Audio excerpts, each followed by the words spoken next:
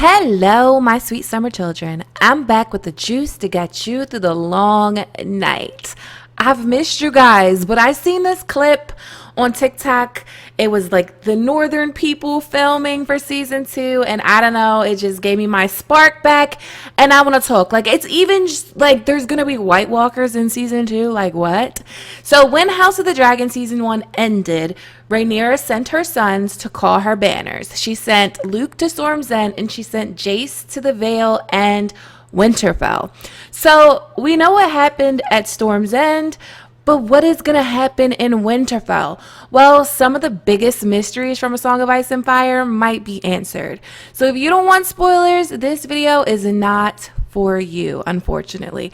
But don't worry, I have lots of content coming out. So before some of y'all start saying, Gray, we know what happened in the north. No, we don't. No, we don't. No one really knows what really happened in the north between Jace Velaryon and Craig Stark. We have several versions of events, and the stories bleed right into A Song of Ice and Fire.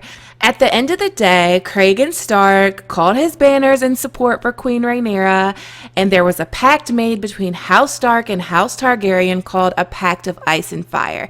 And there is also rumors that Jace's dragon Vermax laid eggs in the Crypts of Winterfell, and we're gonna talk about all of it. But I mean, we know the broad strokes, so we're not gonna talk about that, but let's break down what we don't know. And let's start with the dragon Vermax. Autumn was well advanced when the Prince of Dragonstone came to Winterfell. The snows lay deep upon the ground. A cold wind was howling from the north, and Lord Stark was in the midst of his preparations for the upcoming winter. Yet he gave Jacaerys a warm welcome. Snow and ice and cold made Vermax ill-tempered, it is said. So the prince did not linger long amongst the Northmen, but many a curious tale came out of that short sojourn. So they tell us that the cold, the ice, the snow, Vermax didn't like that shit. And where is the warmest place in Winterfell? The Crypts of Winterfell. In A Dance with Dragons, when Theon takes Lady Dustin into the crypts, he notices them being warmer than above ground. And Catelyn always talks about the hot springs and how they warm the walls of Winterfell. So in the histories, we have this quote. Hot springs, such as the ones beneath Winterfell, have been shown to be heated by the furnaces of the world, the same fires that made the 14 flames or the smoking mountain of Dragonstone. Yet the small folk of Winterfell and the Wintertown have been known to claim that the springs are heated by the breath of a dragon that sleeps beneath the castle. Okay, so this is why I say it makes sense that Vermax does actually go into the Crypts of Winterfell. For one, we know he didn't like the snow and the ice and the cold. He was getting pissed about it. So what are you going to do? Go in the crypts. So the crypts are going to be warmer. The furnaces of the world quote, that is a reference not only to Dragonstone, but also Valyria. On Dragonstone, dragons make their lairs in caves. Most all the dragons we know have cave-type layers. Most all the dragons we know is a crazy line. That's insane. But they have cave-type layers. Daemon crawls down into some caves like to get Syrax's eggs. Sheepstealer is rumored to be in some cave in the Vale, making burned boys into men. And the dragon pit, while being a man-made structure, the dragon pit is where the Targaryen dragons are being housed. This is where the Targaryen dragons are used to being, like in an underground structure like this, in like some cave kind of pit. This is where we first meet Vermax. So the Targaryens, like, they love their dragons. Not only do they love their dragons, they know their power, and the hold that they have on the realm of men relies on their dragons. So they built them a suitable structure to their liking that they would prefer. Like, so that's what they prefer, those underground pit type of things. The dragon keepers that you see in the House of the Dragon, they are from Valyria. They came to Westeros with the Targaryens, and no doubt they helped with the design of the dragon pit. So to me, it makes complete sense that Vermax would want to be in the Crypts of Winterfell. But then there is the issue of Vermax laying eggs. So Syrax lays eggs every time Rhaenyra is pregnant. Syrax stay laying eggs. So does this mean like that Jace has to get someone pregnant in Winterfell in order for Vermax to lay eggs? I don't know. So Cyrex is known to be a girl, and the Maesters say that Vermax is thought to be a boy. And the Maesters say that Septon Barth doesn't know what he's talking about when it comes to dragons being non-binary. But if you know, you know. Septon Barth knows more about dragons than most anyone in this universe. And Septon Barth says that dragons can change sex on need. And if Septon Barth saying it isn't enough for you, we know that George R. R. Martin likes to take like real shit and apply it to his imaginary creatures. And there are all kinds of animals that can do that in real life, especially reptiles. Like fish, slugs, copperhead snakes can like fertilize their own eggs. Frogs can change sex. Like, the Maesters have no idea what they're talking about, but what's new? Vermax can be a male and still produce eggs because Septon Barth said so. But what would make him produce eggs? Why would he do that? Well, I present to you Sara Snow. Sara Snow was Cragen Stark's bastard sister. Mushroom dubbed her Wolf Girl, and it is said that Jace lay with her. On learning that his guest had claimed the maidenhead of his bastard sister, Lord Cragen became most wroth, and only softened when Sara Snow told him the prince had taken her to wife. They had spoken their vows in Winterfell's own Godswood before the Heart Tree, and only then had she given herself to him, wrapped in furs amidst the snows as the old gods looked on. The Maesters are like, girl, please, that is crazy. He was already betrothed to Baela. The crown prince, heir of Dragonstone, is not marrying no bastard Stark girl in front of the old gods. But we are smarter than the Maesters. And we also know that it echoes Rhaegar Targaryen already being married to Ilya Martell and still becoming enamored with a wolf girl, Lyanna Stark. But that's not all we have. We have the visions that Bran sees through the Heart Tree in Winterfell in the Dance with Dragons. He did not remember closing his eyes, but then somehow he was back in Winterfell again, in the Godswood, looking down upon his father. Lord Eddard seemed much younger this time. His hair was brown, with no hint of gray in it. His head bowed. Let them grow up close as brothers, with only love between them, he prayed, and let my lady wife find it in her heart to forgive. Father? Bran's voice was a whisper in the wind, a rustle in the leaves. Father, it's me, it's Bran, Brandon. The rest of his father's words were drowned out by a sudden clatter of wood on wood.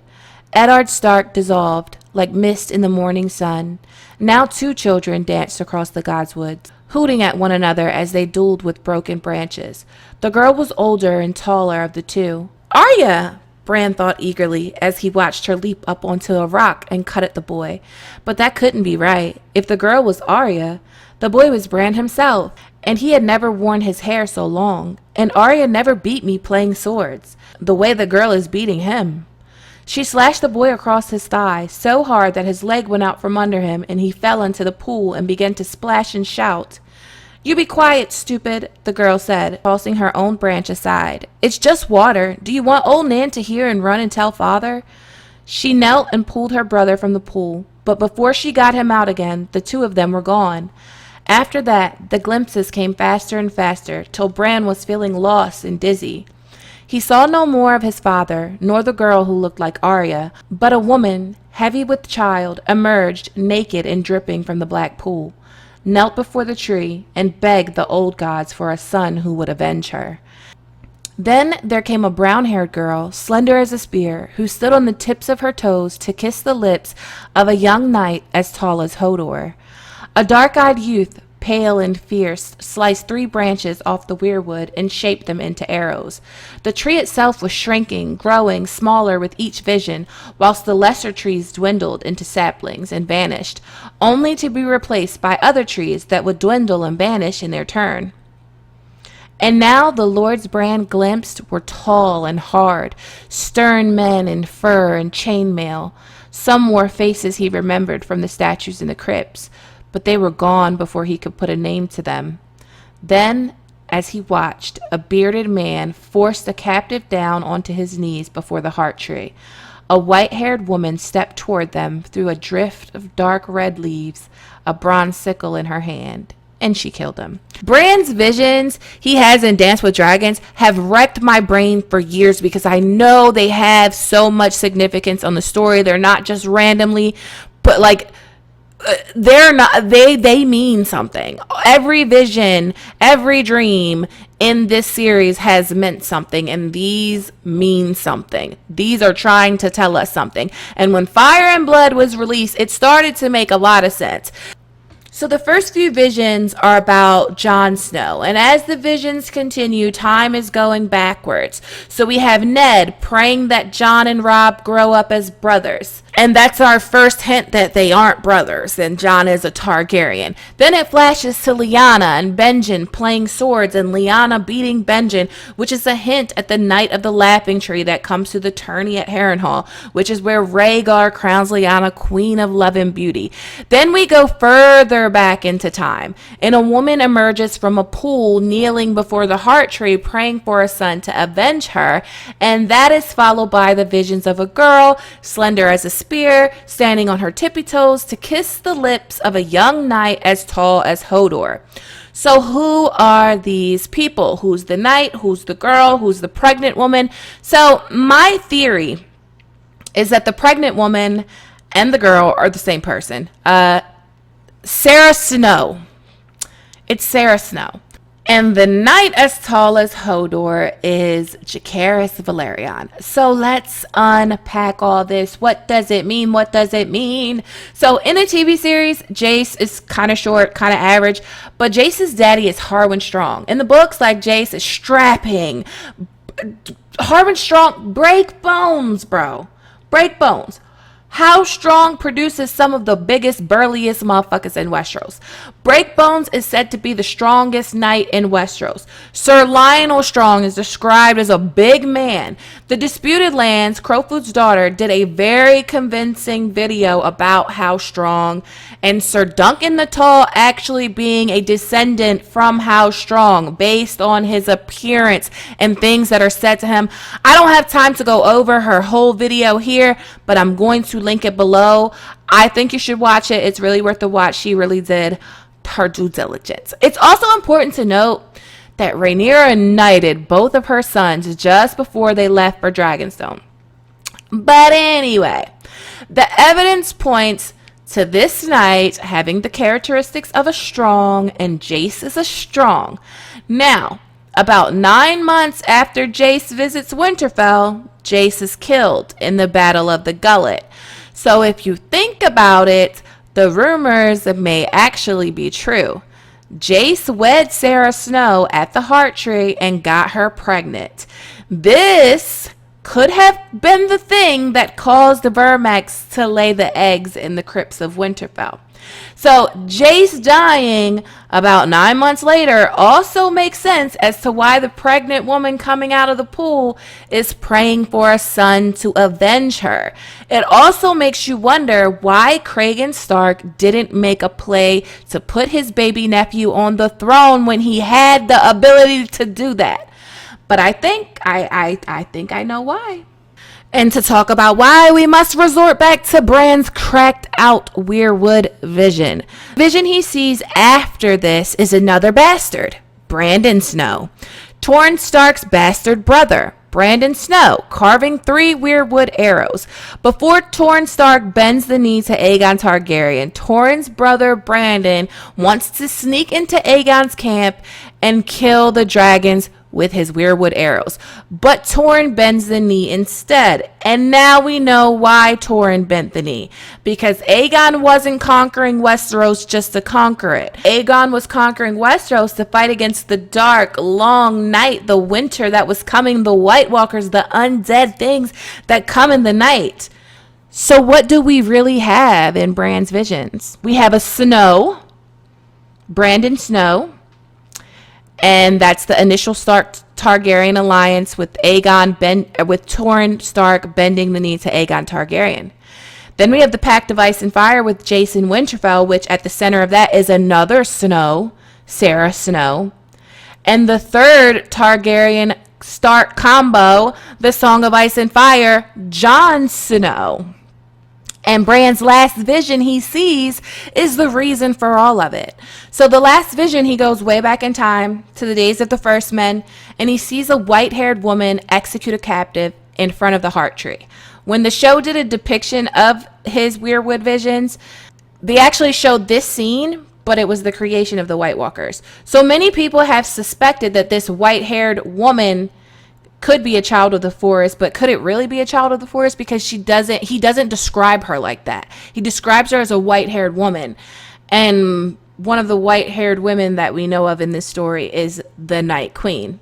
So it could be the Night Queen. But when it comes to Jace, I think it went down like this. Before Jace left for Winterfell, best believe Rhaenyra shared the secret with him. The prophecy, the Song of Ice and Fire. He is Rhaenyra's heir. Viserys shared this secret with Rhaenyra before he named her heir, like the night before he named her heir. He shared this secret with her. So best believe Jace already knows this before he's going off to Winterfell. And as much as this is a Targaryen secret, it's a Stark secret as well, which is why there must always be a Stark in Winterfell. Torrhen knew this, and he likely passed it heir to heir, just like the Targaryens passed their heir to heir, which makes sense as to why Ned Stark didn't have a fucking clue, because Brandon Stark was Rickon's heir, and Brandon and Rickon died together, killed by the Mad King, and Rhaegar and Aerys were dead as well, so that's how it died on the Targaryen side. The Mad King never shared it with Viserys, and Daenerys wasn't even born yet when they died, so that's how it died on the Targaryen side. And Robert Baratheon was like a usurper, so yeah, that's how the king forgot.